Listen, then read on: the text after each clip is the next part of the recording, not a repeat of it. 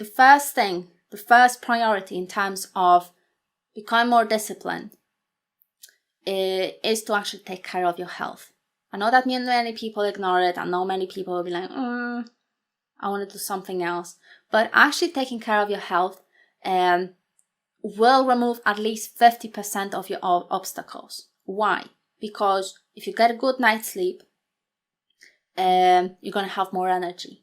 If you get your diet right, you're going to have even more energy. Your mood will improve. Your attitude will improve. So in terms of diet, I cannot recommend any diet. But what I can recommend is learning more about what is it that you need from food. So are you allergic to certain foods? Are you allergic to some vegetables? Are you allergic to some fruits? Are you allergic to some specific chemicals?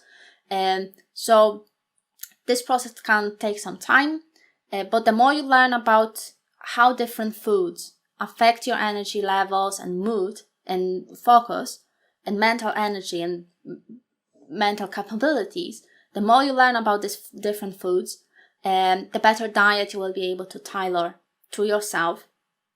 And obviously, the better diet you have, the better you will feel.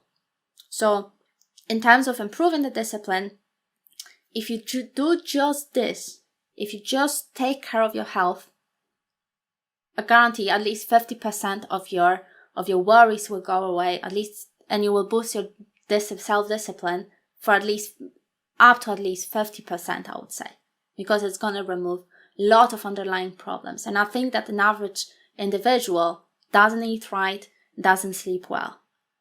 And if you add to that exercise, that's going to boost your well-being, overall well-being, for another 20%.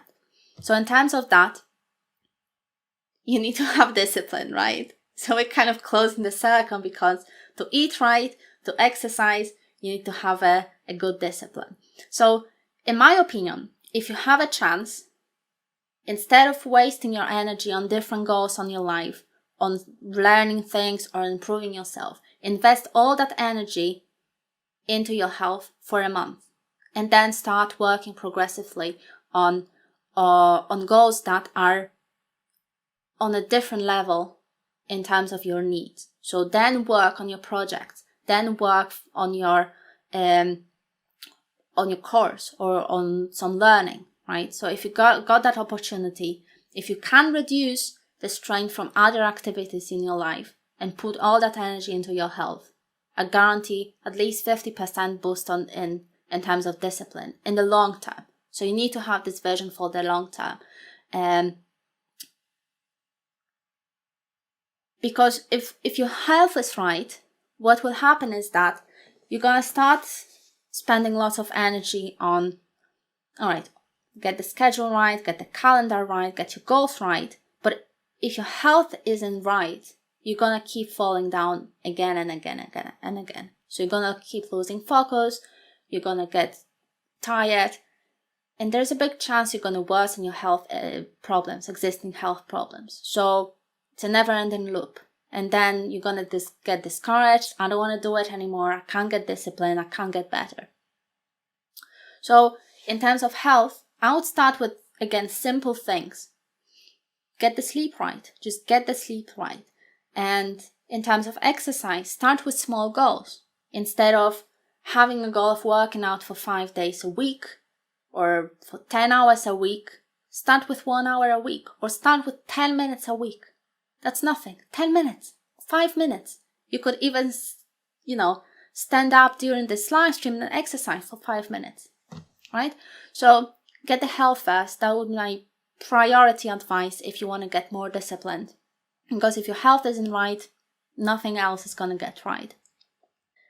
All right, next thing on the list I have, based on the obstacles we're talking about, is presence. So everything again comes back to this present moment experience. So as I was talking before in the beginning of the video, instead of having this idea of, okay, this is my schedule, I have to do this, try to turn things around. So instead of focusing on what you need to do next, focus on what you need to do right now. What is it the priority right now? Not in the future, and don't have regrets about the past, but it's what is it right now that you need? What is it that is important to you right now? What holds the biggest value for yourself, right? What can you do to make yourself feel good? What can you do to improve your health right now, right? So connect with this present moment. And when you start focusing on things that you need to do right now, so always go back to this present moment. Things will start flowing because you don't have to think about the future anymore, because you are thinking, what is it right now, right? What do you need right now? And my advice will be only after you are able to stay connected with this present moment for longer periods of time. Set time for yourself to start planning. So start setting goals for yourself, and how would you like your future to look like? What do you need to do in the future to get somewhere or to gain someone, something or someone? And only then, when you do it consciously in the present moment, based on your values and knowing yourself and what matters to you, only then your schedule or your list will be meaningful to you, because it comes from this present moment experience when you're knowing yourself, right? So you're not setting some meaningless goals that are related to, all right, yeah, I want to have better career, or I want to make some more money, or I want to get a girlfriend or boyfriend, I want to change a house. That doesn't mean anything. It doesn't mean anything. It has to be a meaningful goal. What sort of career would you like instead, right? What sort of house would you like? Where would you like to be? What would you like to do with your time? And most importantly, what sort of experiences during the day you would like to have. So I think this is very useful exercise. It helped me a lot to have a think about how would your ideal day look like? Not your ideal life, but ideal day. So what would you be doing in a day from the morning until the night, right? It doesn't require that much planning. Just, spend 15 minutes on fantasizing about the ideal day. And then based on that, you can start building goals and break them down into different steps. But all this planning, all this idea of setting goals, it requires a lot of self-knowledge. So you need to know yourself, and you need to know what's meaningful to you. You need to know what triggers you. You need to know what makes you feel good, right? So what brings you well-being? So again, it kind of links into this priority of health always first, feeling good always first. And only then when you are well, only then you can invest energy into other things so that you can expand and grow, right? If your health is not good, if you're not taking care of your well-being, you're not going to grow. You're going to fall back onto this very basic physical level. It all matters. Like all these thoughts that you're having, all these ideas, all these dreams that you're having, this is a very valuable information about yourself and your own needs. What is it that you need? What is it that could bring you joy in life, and what could make your life more meaningful?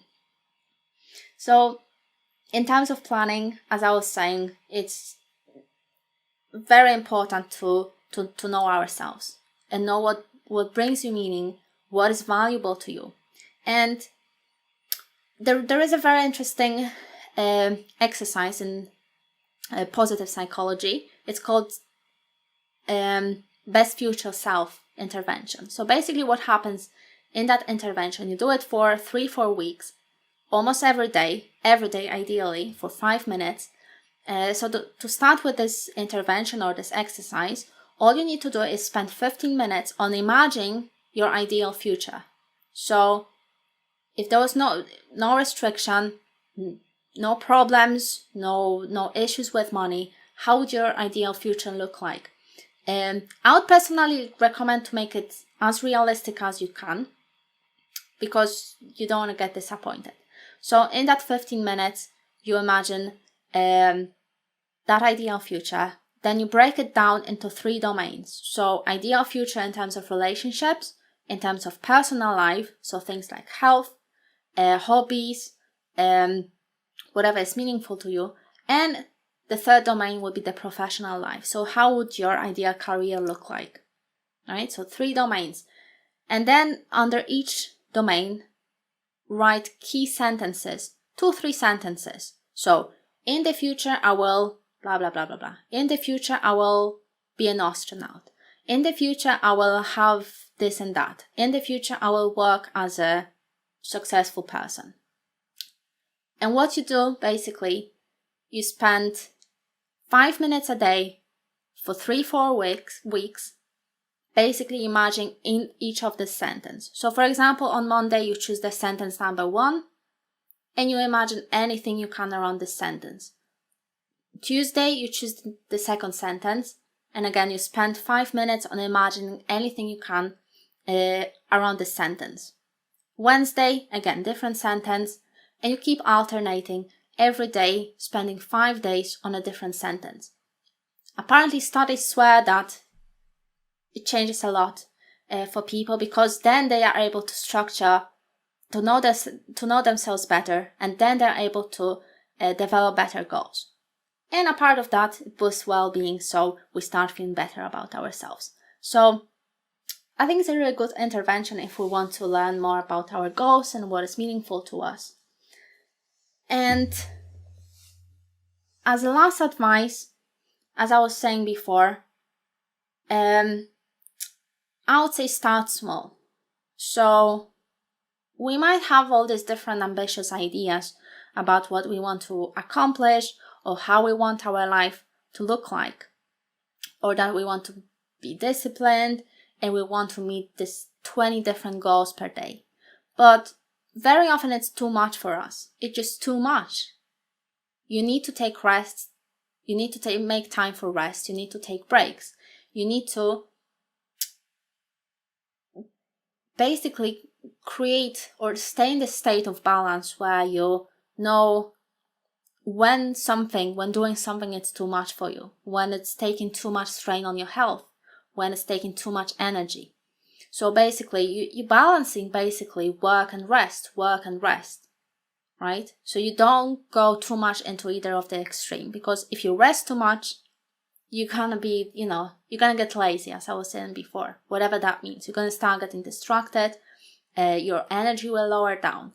But if you work too much and you don't spend enough time on resting, then you're gonna again spend too much energy, which might lead to problems, might lead to health problems, burnout, chronic fatigue, you name it. So it kind of comes down to this balance. But again, I would say start small. So start setting up one goal a day. And when it comes to meeting that goal, when it comes to for example, you set a goal to read a book at 11 a.m. Whatever, made up example. So when the 11 a.m. comes, right, you start thinking about, okay, I need to read that book. Oh, I need to read that book because it's on my calendar. I set it as a goal for myself. And that's good. It all starts with a thought. If you do it for 5 days, at 11 a.m., start thinking about reading a book. That's already, at least 30% jobs done. Because you're already collecting yourself into this present moment experience. And you know that, okay, in this moment, I need to read a book. And to make that leap forward, what usually prevents us from making that leap forward, we know that we need to be doing something right now, but we are not doing it. You have to make that agreement with yourself that when this time comes, you just do it. Don't think about it. Don't analyze it. Don't, go astray with your thoughts of, I'm not sure if I really want to do it. If it's really meaningful to you, if you really thought about it, that, yeah, I need to be doing that. It does matter to me. Just focus, collect yourself back to the present moment, and make that agreement with yourself that even if I'm not successful today, if I can't read that book, as an example, at 11 a.m., I will do it tomorrow. When the 11 a.m. comes, no thinking, straight away. Whatever you've been doing, you're just jumping right away. You're moving away from one activity onto the other activity. I know it's very simple, easy to say, but in that present moment, if you start observing your thoughts, it's usually like a negotiation between the part of you that wants to do something else and the part of you that wants to read a book. So you need to resolve that disagreement or that conflict and choose your side. So being mindful of your thinking patterns could be super helpful. So knowing yourself and creating these agreements with yourself that when the time comes, you're just going to go for it. And that would be the general idea. It's just about, there's no technique, there's no real strategy that could keep you going. It's not about motivation, it's not about energy, it's about all these different elements we were talking about. So the activity needs to be meaningful to you. It has to tie into your goal. So something that you want to have in the future, yourself, your life, whatever it is. And it needs to be in the present moment. So what happens is when you're constantly in that present moment and you're choosing and you're going along without thinking, okay, 11 a.m., I'm going to do it. The 11 a.m. comes in, I just go and do it without thinking about doing it, right? That's the key word. Don't think about doing it. You know what you need to do, just go and do it. That eventually will start helping us to get into the states of flow, because flow states actually are defined by this connection with the present moment. So we are constantly mindful and connected with the present moment. We're flowing with these experiences that we are having, right? So flow states are these experiences of the present moment where we merge with the activity that is meaningful to us. So to get to flow states, you need to be able to be in the present moment and to know which activities are meaningful to you. So again, you have to think hard about your goals. You need to think hard about what the ideal day would look like, right? You can't just pick things at random. Or someone told you to read that book. Or I should be doing that because someone else is doing it. No, it have to be meaningful to you. Because if it's not meaningful to you, it's pointless. And you will not want to do it because it doesn't matter, right?